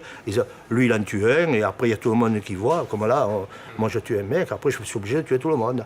Bon, alors, il y en a 10, voilà, c'est tout. Après, bon, ils l'ont tué à la Med, à la boîte, le Coves Club, là. Avec un petit... Là aussi, il y a une espèce de malheureux qui n'a rien à voir, qui dormait, d'ailleurs. Les autres, ils ont dit... Ils les ont pris, ils les ont mis sur une barque, ils les ont noyés, on les a jamais retrouvés, ce mec-là, ce blanc. Voilà. Mais 3 semaines après la tuerie du Canet, 2 individus répertoriés comme indicateurs ont été exécutés à Ansuès-la-Redonne. Leurs corps n'ont pas été retrouvés. Les faux billets comme les cadavres se multiplient et le bar du téléphone garde toujours son secret. Et le bar du téléphone, ils sont 3. À tirer. Mais lui, c'est lui qui enclenche. Bon, les 2 autres, on sait qui c'est, ils sont morts, et tout le monde est mort. Et... Ça va, quoi. On va pas... Les explications de Milou le truand m'ont laissé sur ma faim. Si sa théorie m'a séduite, elle m'a semblé tout de même un peu bizarre. Le voyou hyper violent dont parle Milou s'appelle Roland Luperini. C'est ce Luperini qui a été exécuté dans la boîte de nuit de la Côte Bleue et dont on a passé le cadavre par-dessus bord. Roland Luperini aurait été un indique protégé par un des commissaires chargés de l'enquête. Ce commissaire aurait tout fait pour que les investigations ne bouleversent pas sa stratégie de mainmise sur les combines des truands. Il aurait du coup manœuvré pour que l'enquête s'enterre. Je me suis décidé à retourner voir du côté de la police. Là, mes interlocuteurs ont balayé cette théorie d'un revers de main. Pour eux, c'est une affaire de proxénétisme qui aurait mal tourné. À l'époque, une équipe d'inspecteurs de la PJ a travaillé pendant 4 années sur les éléments de l'enquête. Leur acharnement a donné des résultats. Mais voilà. Au final, on sait qui est qui, voilà. Mais policièrement. C'est-à-dire, c'est une histoire de proxénétisme qui tourne mal, qui tourne autour d'un type qui s'appelle Audemars. Voilà, et on sait, en gros, on sait qui est qui, mais les preuves manquent. Alors, entre la présomption policière et la réalité de la preuve, malheureusement, on ne tient pas la route devant un jury d'assises. Donc, voilà. Aujourd'hui, le bar du téléphone est une légende urbaine aux contours flous. Les lieux ont changé. Un Croate a repris le bar en 1988. L'Adriatique, c'est pour cette raison-là, parce que moi je suis né à l'Adriatique, à la côte, donc à Pakistan, donc à Croatie actuellement. Hein. C'est pour ça que j'ai mis le nom Adriatique Jadran, donc c'est le même nom, mais en croate c'est Jadran et en français international c'est Adriatique. Le sol, c'est exprès que j'ai laissé pour l'histoire, quelqu'un qui vient, pour que je dise qu'est-ce qui s'est passé dans cette locale. Hein, donc voilà, j'ai pas voulu changer les carreaux. Il n'a pas touché au carrelage. Les fantômes du bar du téléphone se sont montrés bavards. Ils m'ont éclairé sur quelques mystères qui planent toujours autour de cette tuerie. Mais cette affaire reste un fiasco judiciaire. Personne n'aura jamais été jugé. Aucune explication officielle n'aura jamais été donnée. On ne sera jamais sûr de rien.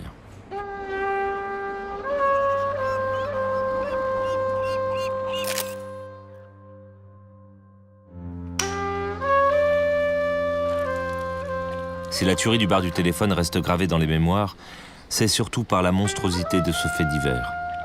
Un record criminel dont Marseille se serait bien passé.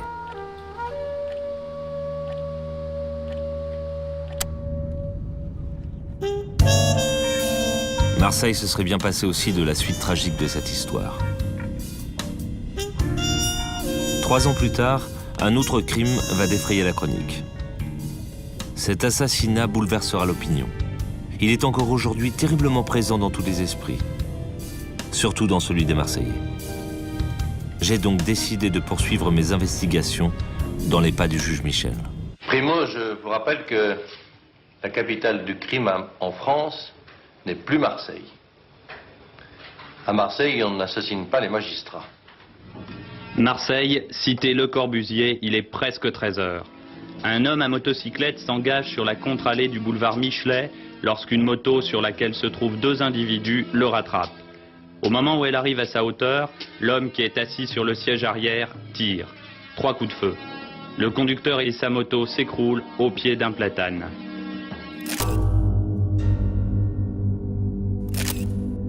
Le 21 octobre 1981, le juge Michel tombe sous les balles de 2 tueurs à moto sur une artère passante de la ville. Serge Assier est un confrère. Il est photographe, comme moi, marseillais, et il a couvert l'événement. Les clichés qu'il a pris ce jour-là ont fait le tour du monde. Je l'ai ramené sur le lieu du crime et il m'a resitué la scène. Voilà, c'était là,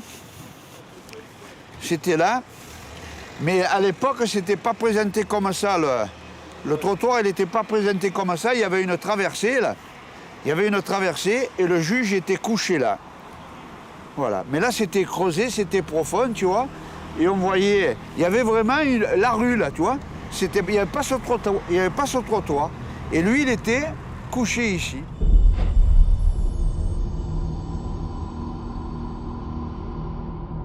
J'étais en train de déjeuner avec Marlène Jobert, puis d'un coup, je vois un mec des ROG qui se lève et qui part en courant, tu vois. Putain, comme je suis Philippe Versier, je me lève, je l'attrape par le bras, je lui dis, où tu vas? Fonce à Michelet, fonce à Michelet. Mais il ne me dit pas ce qu'il y a. Putain, je quitte la table, je prends ma sacoche et je fonce à Michelet. Il n'y avait pas encore beaucoup de flics, parce qu'après, il n'y a plus des gars qui ont pu travailler. Et hop, j'arrive là, je vois un motard, 2 flics, mais les flics du commissariat, tu vois, pas les gradés, tu vois. Je vois le truc, paf, je fais 2 photos, mais je ne sais pas qui c'est le bonhomme qui est mort. Je fais 2 photos. Bon, je vois arriver la juge, je dis, oh putain, il y a un gros poisson. Et on me dit, c'est le juge Michel, on vient d'assassiner le juge Michel. Parce qu'au journal, là, le Provençal à l'époque, ils étaient tout en dessous ma garde, tu vois. Il n'y avait pas la photo, ils envoyaient un mec, je tairai le nom, ils envoyaient un mec, il n'est jamais arrivé ici, donc il n'y a pas de photo. Quand j'arrive au journal, je développe le film, j'ai dit, oh putain Serge, on me dit, on a un ratage. Quel ratage? C'est pas le juge Michel, le ratage? Oui, oui. Eh bien, je l'ai, moi, dans le boîtier. Oh, putain, tout le monde était sauvé, tu vois, d'un coup.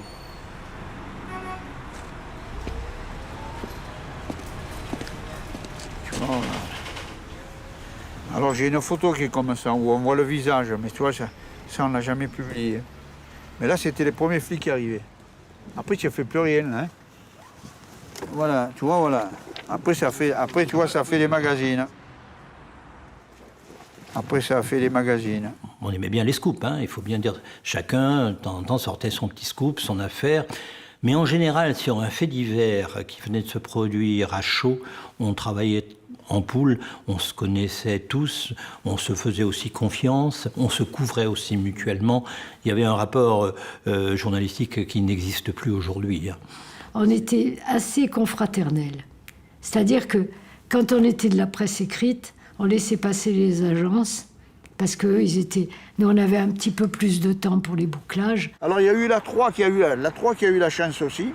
Ils arrivaient, je ne sais pas d'où, de Cassis, ils arrivaient en bagnole, eux ils descendent de là, ils voyaient l'affaire aussi. Ils ne savaient pas qui filmait non plus. Et quand il est arrivé tout le monde, alors là après les flics ils ont emmerdé tout le monde, hein. Ils nous ont éparpillés, on n'a pas pu faire, tu ne pouvais plus faire de photos. Les 3 balles de gros calibre ont fait mouche. Le juge est mort instantanément. Les policiers, rapidement prévenus, ont retrouvé 2 témoins qui sont actuellement entendus à l'hôtel de police de Marseille, où un véritable état-major de crise s'est réuni. Oui, il y a eu des témoins. Il y a même un témoin qui a poursuivi la moto des tueurs. Et à un moment donné, il nous raconte qu'à un moment donné, le gars qui est le passager de la moto des tueurs va se retourner et le braquer, quoi. Donc à ce moment-là, il a arrêté la filoche. Le mec, il valait mieux. C'était plus prudent. Une scène de crime de plus à Marseille. 2 tueurs en fuite et un cadavre sur un trottoir de la ville. Cette fois, c'est un juge d'instruction qui est tombé sous les balles des truands. Et quel juge d'instruction! Ce magistrat, alors âgé de 38 ans, avait une solide réputation. Mais qui était vraiment Pierre Michel, le juge assassiné? Souvenir, c'était un gars assez séduisant. D'abord, physiquement, il était beau. Hein. Je veux dire, il était séduisant, il était beau. Mais il avait beaucoup d'humour. Quand on le voyait comme ça, à table, ou en prenant un pot, on disait « Ah, ça peut être un pote, quoi ». Il arrivait avec son petit costume, sa jolie cravate, ses belles chaussures, élégant. On le prenait pour un Parisien. Et devant des voyous marseillais qui n'étaient pas toujours bien habillés, qui avaient un accent, qui le prenaient pour un homme du Nord, quoi, un homme chic. Il était déjà déphasé par rapport à son éducation. Il n'était pas de Marseille. Il ne comprenait pas Marseille. Et puis, quand on écoutait les avocats de notre côté, qui sortaient, quand ils avaient une instruction avec le juge Michel, la défense était un peu terrorisée. Parce que c'était quelqu'un d'extrêmement rigoureux d'une part, mais très sévère, enfin il instruisait, parfois il instruisait à décharge, mais il instruisait surtout il n'aimait pas du tout les voyous. Une phrase résume la passion, la volonté de Pierre Michel. Moi, disait-il, je lutte contre les truands. La pègre ne doit pas faire la loi en France ni ailleurs. Plutôt que d'accepter une promotion à Paris ou ailleurs, en 1979, Michel resta derrière ce bureau, décidé à abattre la French-Italian Connection. Triple fut sa réussite en 1980. 68 arrestations de trafiquants, 5 laboratoires tombés en 2 ans.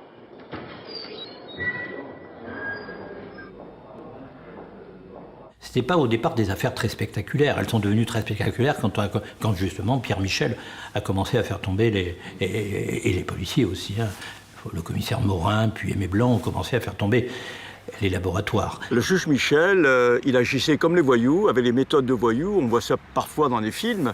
Un type qui fait des descentes, qui incarcère les femmes, qui n'a pas peur. Et il avait des moyens de pression qui n'étaient pas dans les habitudes des juges précédents, quoi. Par exemple, moi je me rappelle dans une affaire, l'affaire des grâces médicales, il voulait faire avouer des commissionnaires de ces grâces et il l'avait mis en prison, ça c'est une chose. Et puis il avait aussi emprisonné sa femme, qui était enceinte de 7 mois et qui savait qu'elle allait accoucher d'un enfant anormal. Alors de temps en temps, bon, on se dit, il y a des moyens de pression, c'est bien aussi que... Mais là, il y avait des trucs qui étaient un peu limites, quoi. Je me souviens des voyous, Baumette disait, c'est pas Michel, mon juge. Je disais, oui, c'est Michel. Il disait, oh putain, monsieur 1000 ans de prison. Quand tu as reçu 4 ou 5 cercueils chez toi, sa femme avait compris, les amis du juge s'écartaient du... Tout le monde avait compris, sauf lui. C'est-à-dire que tellement courageux que inconscient. Il savait qu'il allait mourir. Hein. Il a continué, il voulait faire tomber le grand banditisme marseillais. Il est vrai que depuis plusieurs années, il avait instruit les grosses affaires de banditisme. Le bar du téléphone, qui avait fait 10 morts, le trafic de fausses monnaies avec la découverte d'une imprimerie clandestine dans la banlieue marseillaise, et surtout, les réseaux de drogue de la French Sicilian Connection. Il avait d'ailleurs effectué un voyage à Palerme l'an dernier pour rencontrer les magistrats italiens. D'où l'hypothèse d'une exécution pour l'empêcher d'aller plus loin dans ses investigations sur les gros bonnets de la drogue. Il a fait fermer les boîtes de Zampa, il a fait incarcérer tous les hommes de paille de Zampa, les prête-noms, sa femme. Donc. Et là, dans ces cas-là, bien sûr que tout le monde savait qu'il allait mourir. L'assassinat d'un juge est une affaire gravissime. Ce fait divers va aussitôt prendre une dimension nationale, voire historique. D'autant que notre pays vient de vivre une révolution. La France vit désormais sous une présidence socialiste. À Marseille, on n'assassine pas les magistrats. Et manque de bol, Gaston Defferre, le maire de Marseille, et le nouveau ministre de l'Intérieur. Le juge Michel, c'était pas n'importe qui, c'était un grand juge. Il s'inscrit dans la tradition des grands juges. Et là-dessus, donc, on est en 81. La police marseillaise, elle n'a pas bonne presse. Le canard enchaîné nous taille des croupières. On est des héliotropes. On est la police de l'Ancien Régime. On est des bons à rien, je résume, on est des bons à rien, on est des pseudo-fascistes, enfin, on sent mauvais. Et là-dessus, on a un juge assassiné. Sur les images, une apparente confusion règne sur le boulevard Michelet autour du cadavre. Mais contrairement à la scène de crime du bar du téléphone, celle de l'assassinat du juge a été très bien traitée dès l'arrivée des premières forces de police. Le déroulement se passe assez classiquement. Les gardiens de la paix qui interviennent en premier, qui sécurisent les lieux, on écarte les badauds éventuels, l'arrivée de la sûreté, puisque c'est eux qui sont les premiers saisis, on est à Marseille. Donc voilà. Et ensuite la PJ qui va prendre la suite. La prise en charge des lieux de crime par les différents services de police m'a toujours fasciné. C'est comme un ballet, à la chorégraphie bien réglée. Enfin, aujourd'hui oui, mais à l'époque. Je suis retourné chez les experts de la police scientifique. J'avais besoin d'avoir leur avis sur l'évolution du métier. Et leurs méthodes ont bien changé depuis un demi-siècle. Ouais, la foire à la saucisse, ouais, sur les lieux, oui. Oui, j'en ai vu des anciennes photographies où vous avez les officiers de police qui ont la cigarette au bec et qui piétinent allègrement, voilà. Il faut progresser. Ils ont progressé, on a progressé, et la formation y a beaucoup aidé. On a eu effectivement l'entraide aussi des polices a beaucoup aidé. On a pu, la police française a évidemment s'est mis en ordre de bataille de manière à préserver ces scènes de crime. Déjà, il y a un protocole d'intervention qui est très cadré, qui est standardisé. Tous les techniciens sont formés de la même manière. Nous, c'est vrai qu'à Marseille, on est assez rompu à l'exercice, hein, malheureusement, mais donc c'est vraiment par rapport à ces anciennes affaires, c'est vraiment un autre monde. C'est une autre police, voilà, scientifique. Avant, le technicien, il intervenait tout seul. Il n'y avait pas de cordon de sécurité qui était mis en place, ou vraiment, voilà, petit. Les enquêteurs, tout le monde était au milieu de la scène de crime. Maintenant, avec le souci de ne pas polluer la scène de crime et la connaissance de l'ADN, évidemment, tout ça, ça a énormément changé. Les moyens de la police scientifique de l'époque n'avaient bien sûr rien à voir avec ceux d'aujourd'hui. Mais c'est grâce à une infime empreinte digitale retrouvée sous un simple autocollant que l'enquête va pouvoir faire un bond en avant. La moto des meurtriers, la voici. Volée 1 an avant le crime par un gang constituant une véritable industrie du vol de moto, elle a été présentée hier à la presse marseillaise, laquelle a longuement titré sur la possible proche identification des assassins. Cette découverte inespérée conduit à un mécanicien au chômage et à un voyou local. Mais la piste s'arrête là. Les deux hommes se seraient contentés de maquiller la moto sans savoir à quoi elle servirait. L'enquête se poursuit dans une grande confusion. Les enquêteurs sont dépassés par l'enjeu politique et la pression hiérarchique. Ils cherchent dans toutes les directions. Les hypothèses les plus diverses et les plus contradictoires sont avancées. Et les médias les relaient aussitôt, sans aucun recul. Alors que ce matin à Marseille on enterrait le juge Michel, c'est toutefois la piste sicilienne qui semble pour le moment la plus solide. Alors, qui a tué le juge Michel? La piste la plus évoquée à présent est celle des grâces médicales des Baumettes. À Rome, l'une des figures de la mafia sicilienne est soupçonnée d'avoir, de sa prison, commandité cet assassinat.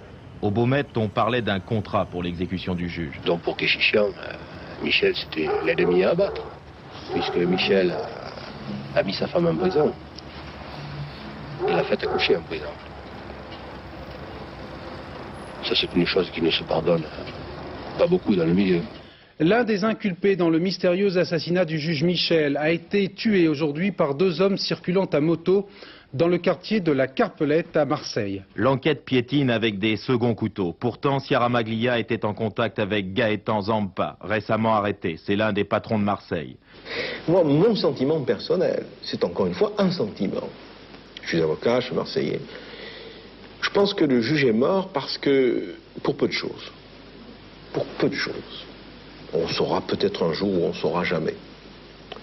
Je pense plutôt, moi personnellement, qu'on ne saura jamais. Moi qui faisais le lien entre différents trucs, j'ai vu très vite clair. Mais, motus, hein. Mais je me disais, mais comment ils font pour se tromper de piste? Pourquoi ils vont dans cette piste? Elle n'est pas bonne. Pourquoi ils vont... Mais je disais rien, le dossier est monté. L'enquête officielle ne donne rien. C'est un échec cuisant. 4 ans plus tard, à l'occasion d'une autre affaire sans aucun rapport apparent avec la mort du juge, la vérité se dessine. Une belle prise. Le 11 novembre 85, la police helvétique saisit dans un chalet suisse près de Fribourg 10 kilos pur. Mais surtout dans ce laboratoire clandestin de la French Connection, la police arrête 3 gros bonnets du trafic de drogue. Charles Altieri, François Scapula et Philippe Bisgrill, dit le chimiste. Ils sont arrêtés en train de transformer de la morphine dans un laboratoire près de Fribourg qui s'appelait le laboratoire des Paco. Et il l'interroge, je me rappelle du nom du juge suisse, qui a dû prendre son temps à la méthode suisse et tout. Il interroge le chimiste qui s'appelait Bisgrill. Et ce Bisgrill lui fait des confidences. Il lui dit « Ah oui, je connais les assassins du juge Michel ». Non seulement le chimiste Bisgrill donne quelques noms à la police suisse, mais son complice, François Scapula, détaille toute l'organisation du contrat mis sur la tête du juge Michel à Marseille. Le hasard et une série de dénonciations auront décoincé une enquête qui patinait depuis des mois. Mais Scapula, il met en cause tous les autres en racontant toute l'histoire. Elle le repentit, ce qu'on appelait Scapula la balance. Scapula a accepté une interview télévisée, mais à une condition, que son visage et sa voix soient masqués. Scapula, trafiquant de drogue internationale, mais surtout Scapula, l'une des plus grandes balances qu'ait connue le milieu français. Le moins de gens me reconnaîtront, le mieux ce sera. Il y en a certains sûrement qui veulent encore attenter à ma vie. Et donc lui s'en tire sans dommage. Et c'est comme ça qu'on trouve Tchéky et Altieri, Tchéky le tueur et Altieri conduisant la moto. Et voilà. François Scapula la balance aura donné les noms des 2 tueurs à moto. Altieri le conducteur et Tchéky le tireur.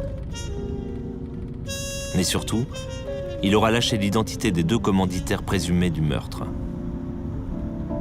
François Girard et Omer Philippi. 2 truands incarcérés aux Baumettes au moment de l'exécution. C'est de la prison des Baumettes que l'exécution était commanditée par Omer Philippi et François Girard, 2 truands que le juge Michel avait fait incarcérer. Leurs femmes transmettaient leurs instructions.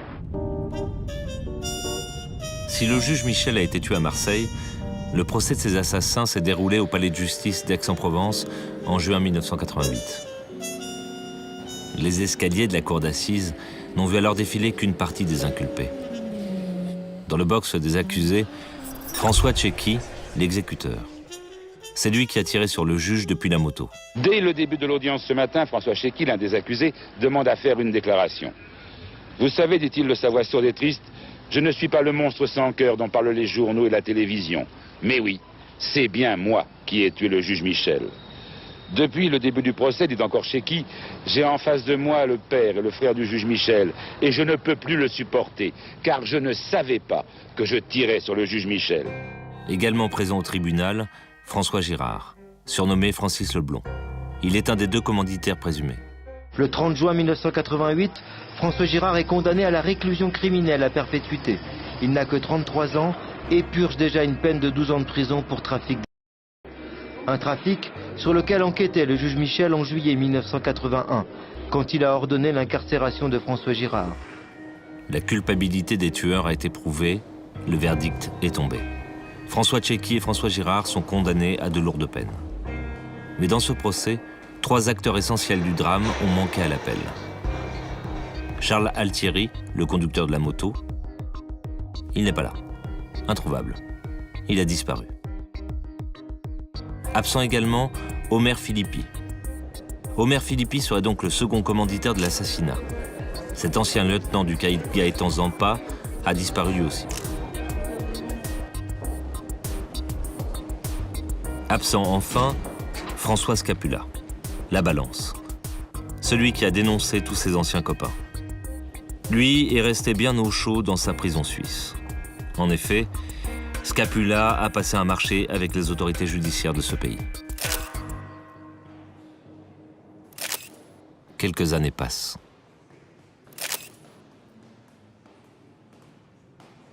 Charles Altieri est arrêté à Malte en 1994. Il est enfin jugé pour le meurtre du juge Michel. Et le verdict tombe. Perpétuité pour le conducteur de la moto des tueurs. La culpabilité des exécutants a été prouvée, mais des doutes subsistent autour des commanditaires du contrat. Il n'y a aucune raison. Il n'y a aucune raison de tuer le juge Michel. On en met un autre si on a tué un. À part un personnage qui s'appelait Omer Philippi, que je connaissais parfaitement, qui lui se déclarait innocent, il n'y avait pas grand-chose contre lui. Il y avait un ersatz de labo, avec des gens qui n'étaient même pas chimistes, qui avaient essayé de faire le chimiste, donc, et qui, il n'était même pas balancé, mais il a fréquenté 2-3 Arméniens et on l'a mis au milieu. Et donc, il avait le juge Michel lui aussi. Et donc, lui, ça l'intéressait que le juge Michel il meure. Sur la commandite, pour moi, c'est un mystère, parce que c'est François Girard qu'on appelait Francis Leblond. Lui, il devait sortir dans quelques jours de la prison, après une condamnation pour trafic de stupéfiants.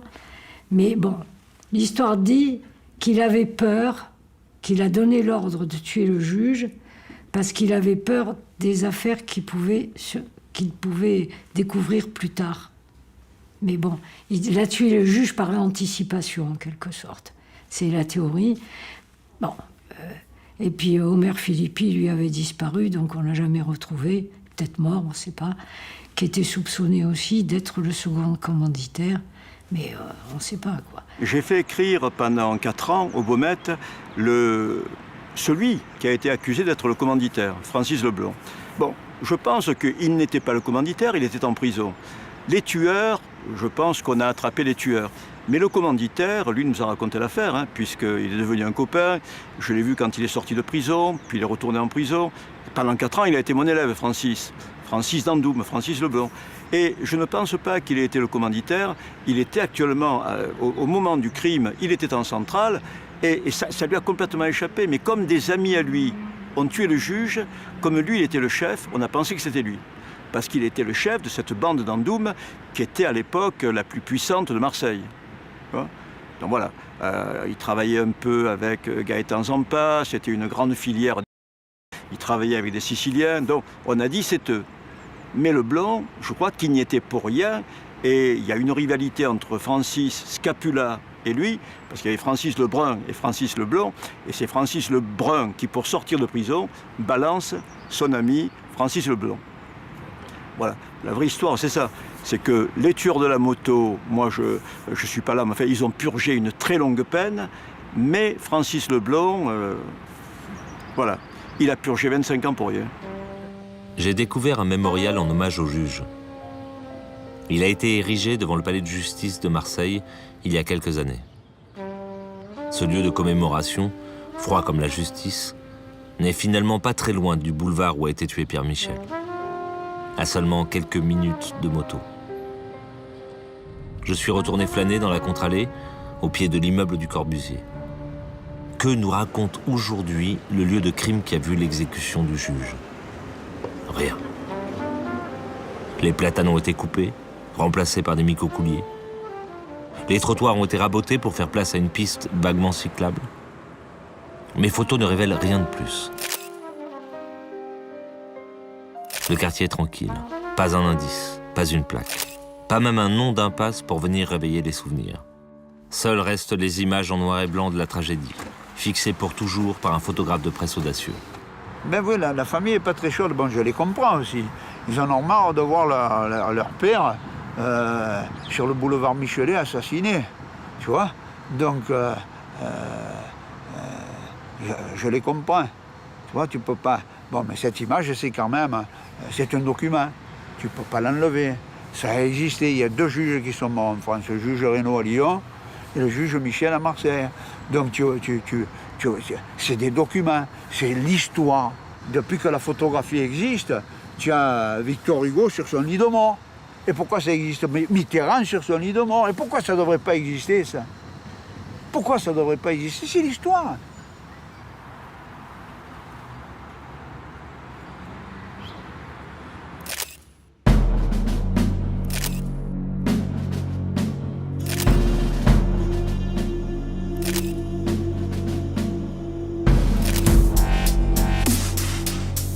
Dans les pas du juge Michel, j'aurais traversé Marseille de long en large. Évidemment, depuis quelques années, la mauvaise réputation de la ville s'est estompée. C'est même devenu une destination à la mode. Alors Marseille, lieu de crime? Oui, bien sûr.